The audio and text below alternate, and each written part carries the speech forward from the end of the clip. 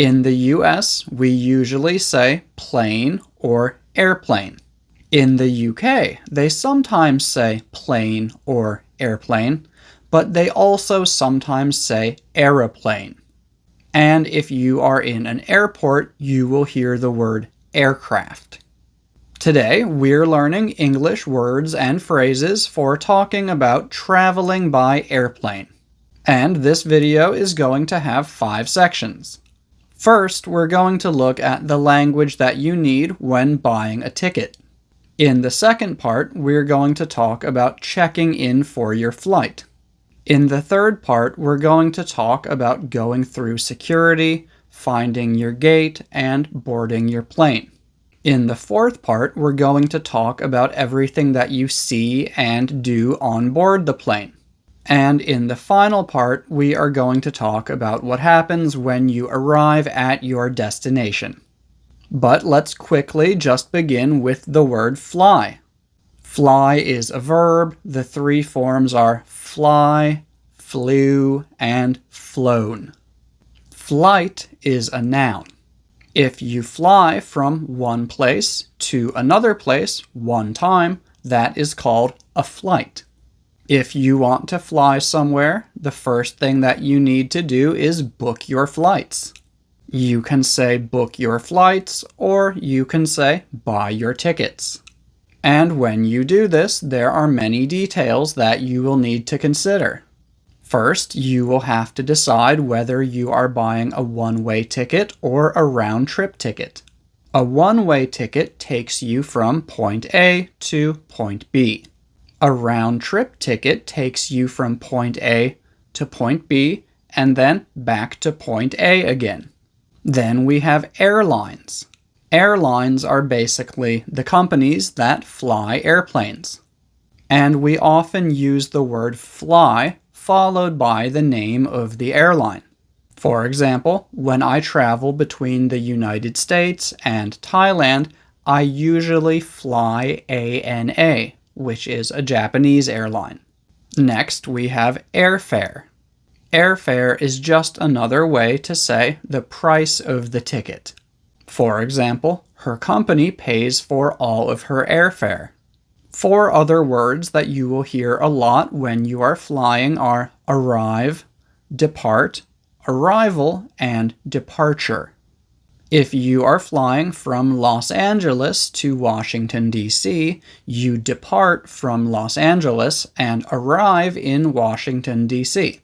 Depart and arrive are verbs, departure and arrival are nouns.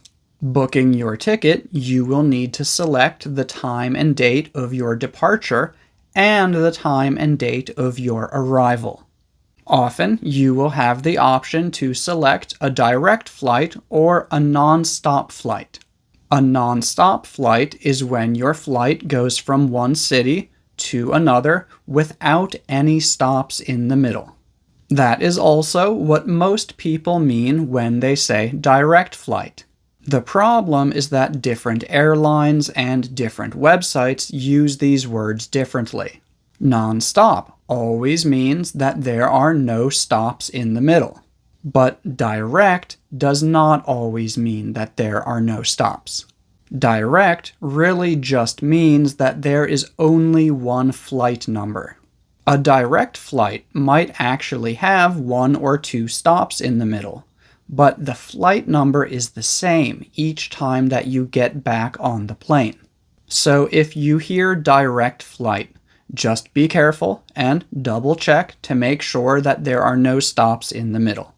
And there are 2 types of stops that you might make. If you stop somewhere for less than 24 hours, that is called a layover.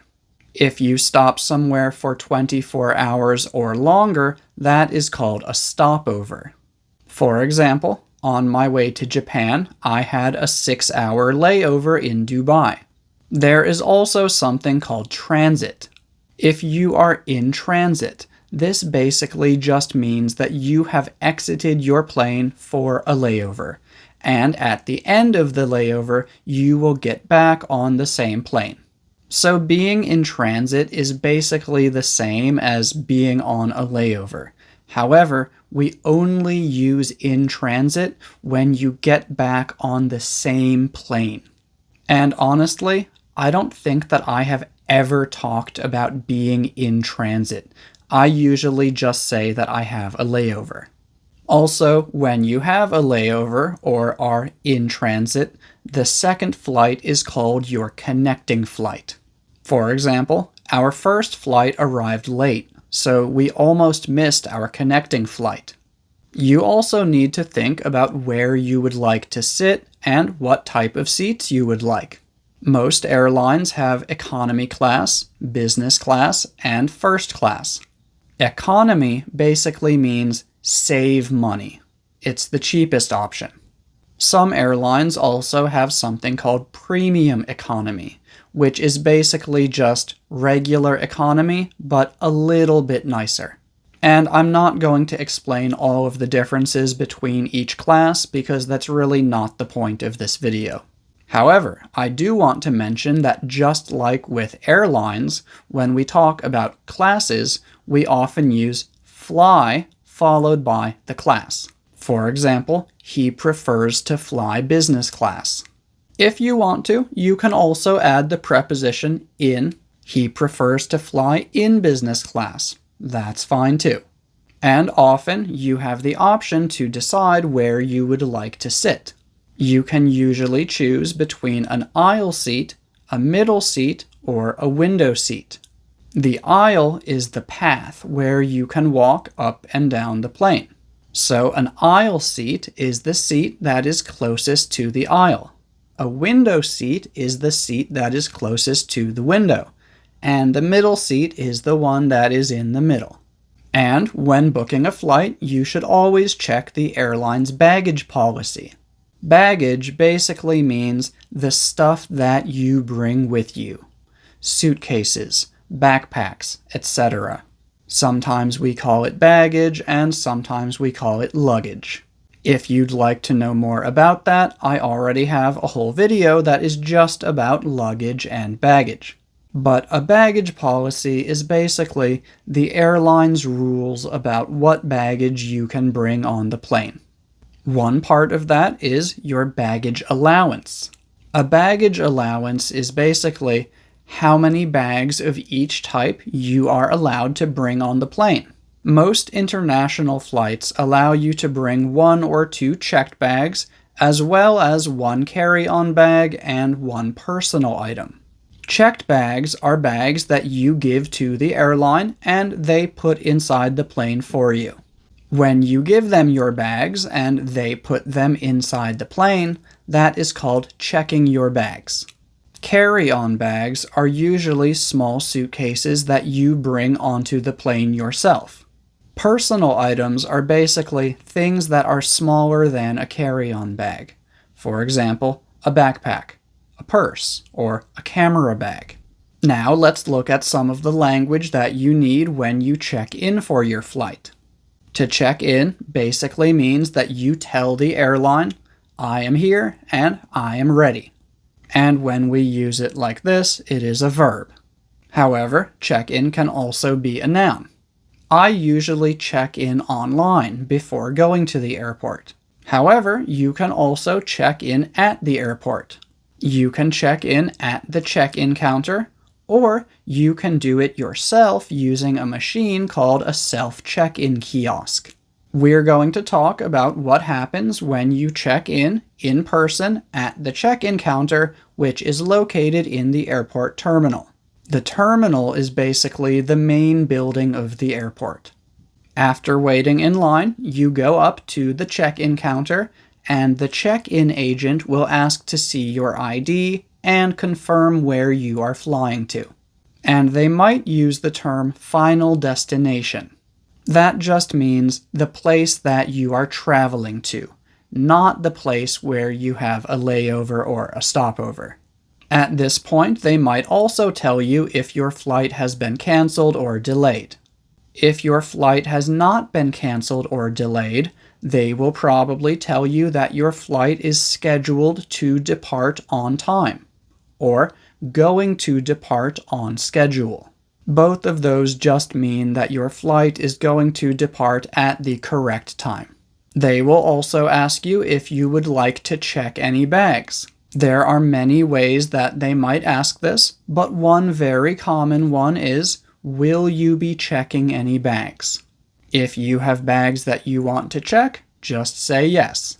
If your bags are too heavy, you will probably have to pay extra. This is called an overweight baggage fee.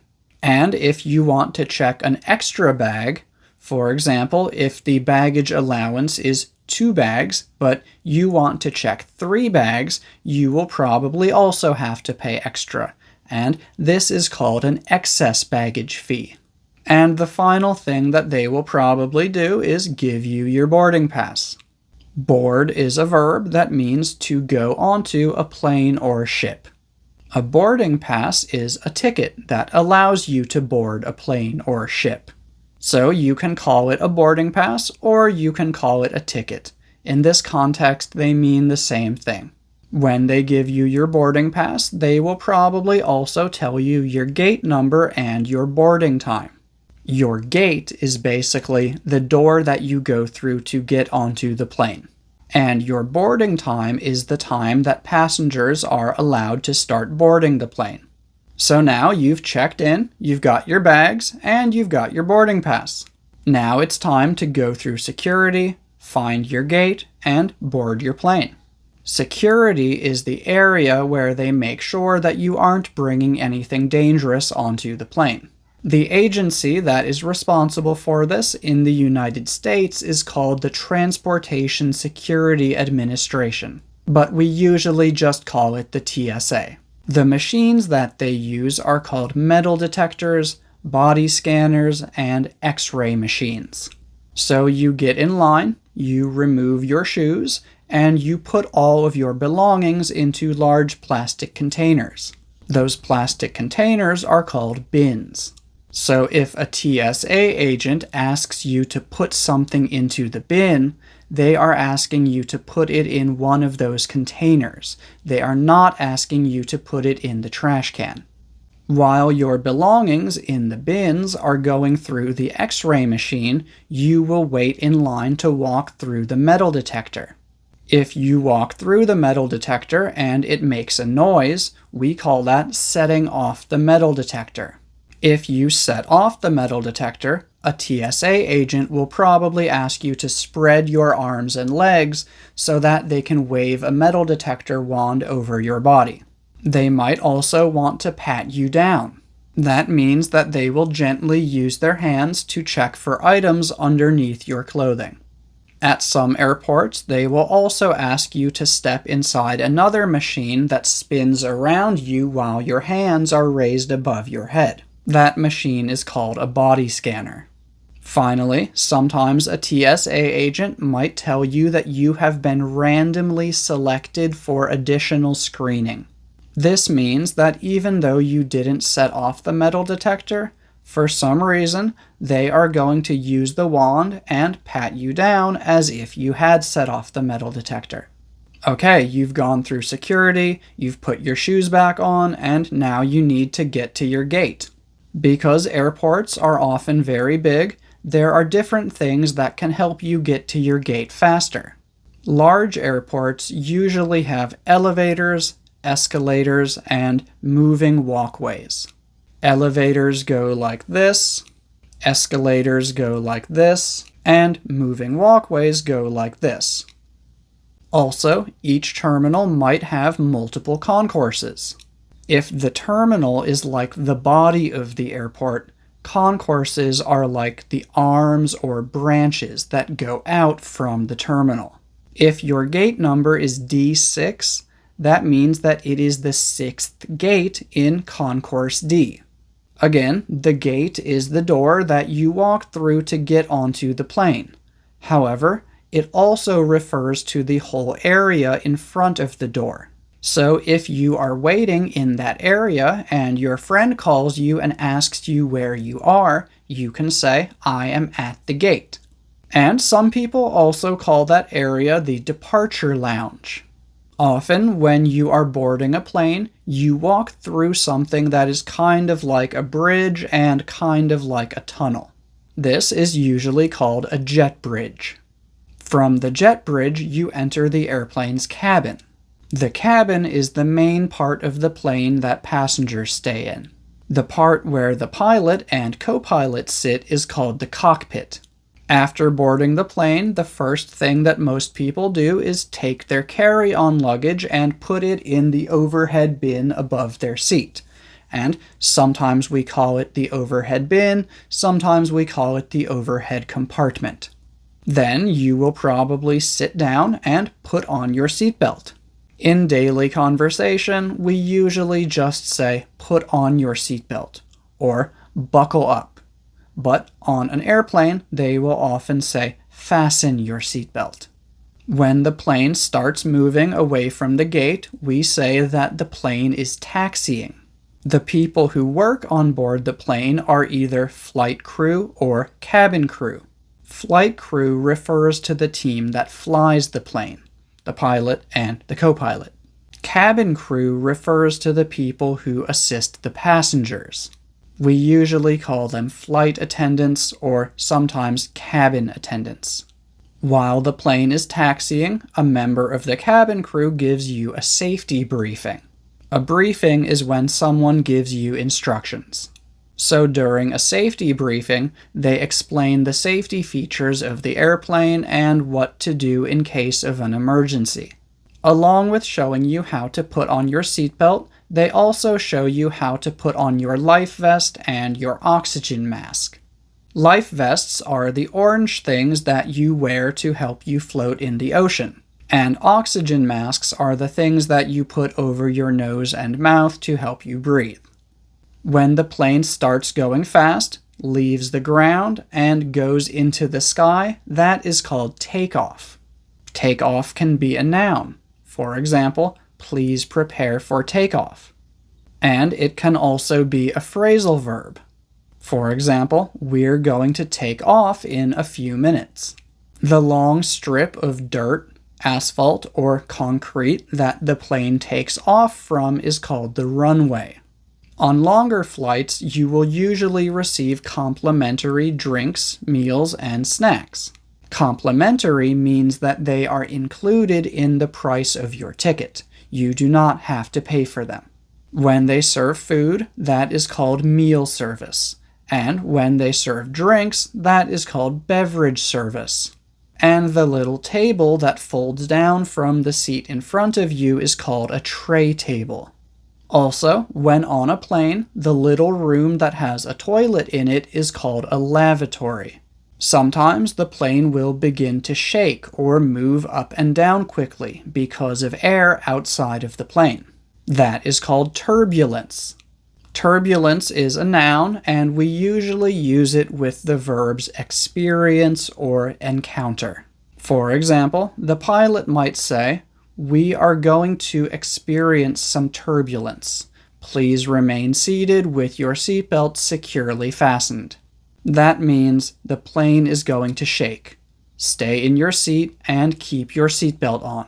Finally, when the plane returns to the ground, we call that landing. To land is a verb, but the process is called landing. When the plane is about to land, you will probably hear the pilot say, "Cabin crew, please prepare for landing." After the plane has landed, you remain seated as the plane taxis toward the gate. When the seatbelt sign goes off, you can stand up and begin to remove your carry-on luggage from the overhead compartment. A flight attendant opens the cabin door, and passengers disembark the plane. Disembark basically just means leave. It is the opposite of board. What happens after you disembark the plane depends on whether you are now at your final destination or you have a connecting flight to another city. If you have a connecting flight, the first thing you probably want to do is find a departure board so that you can check the information for your connecting flight. If you are now at your final destination, what you do next depends on whether you arrived on a domestic flight or an international flight. If you were on a domestic flight and you have checked baggage, you will follow signs for the baggage claim. The baggage claim is the area where you go and pick up your baggage. If you were on an international flight, you will also need to go through both customs and immigration. Sometimes the signs for immigration will say immigration, and sometimes they will say passport control, but they mean the same thing. Also, depending on the airport, sometimes customs and immigration are together in one step, and sometimes they are separate. When you go through customs and immigration, the officer will check your documents and ask you some basic questions. And I already have a video about those questions, so if you are interested in learning more about that, please feel free to watch that video after watching this one. Finally, here are just a few more things that you might experience while traveling by plane. First, we have motion sickness. Motion sickness is basically when you feel sick as the result of traveling by plane, boat, or car. When we are flying, we can be a bit more specific, and we can use the term air sickness. Airlines provide you with a bag that you can vomit into if you experience air sickness. Although airlines call these air sickness bags, most people call them barf bags. Barf is slang for vomit. And although we can say air sickness, I usually just say motion sickness. So if you're getting on a flight with someone, you can ask them, "Do you get motion sickness?" Or if you want to offer them some medicine to prevent motion sickness, you can ask them, "Would you like a motion sickness tablet?" During and after takeoff and landing, you might also experience pressure in your ears. This is called airplane ear. However, I've never actually heard anyone say airplane ear in real life. Usually, I would just say, "I can't hear well. My ears are clogged up." And the last term for this video is jet lag. Jet lag is basically when your body has difficulty adjusting to a new time zone. For example, Thailand is about 12 hours ahead of Washington, D.C., and flying from Washington, D.C. to Thailand takes about 24 hours. So if you leave Washington, D.C. at 1 p.m. on Friday, you travel 24 hours. But when you arrive in Thailand, it's 1 a.m. on Sunday, not 1 p.m. on Saturday. For anyone who has never experienced this, jet lag makes it very difficult for you to wake up and fall asleep at normal times in your new location. When traveling all the way across the world, it often takes a few days to recover from your jet lag. So yeah, those are most of the things that you will see and experience while traveling by plane. If there's anything else that you would like to know that I didn't explain in this video, please feel free to let me know. Thank you for watching.